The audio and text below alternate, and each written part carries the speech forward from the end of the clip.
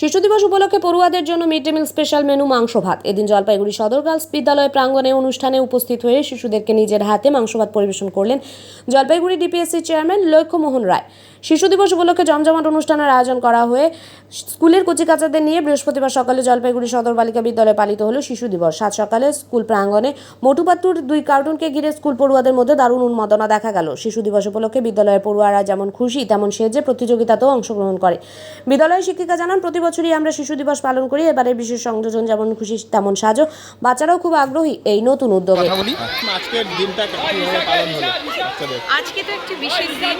আজকের দিনটাকে আমরা একটু অন্যরকম ভাবে সাজাতে চেয়েছি, যার জন্য আজকে আমাদের সবচেয়ে খুদে যে পড়ুয়ারা রয়েছে আমাদের প্রেপ সেকশনে, সেই সেকশনে আমরা একটি নতুনভাবে একটি আয়োজন আজকে থেকে শুরু করলাম। সেটা হচ্ছে গো অ্যাজ ইউ লাইক।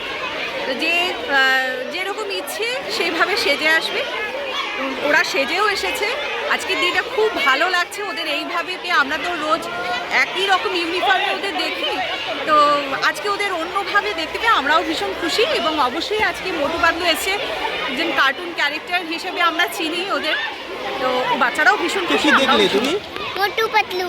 তারপর দেখে খুব ভালো লাগলো। খুব ভালো লাগছে। কি করলে তার সাথে?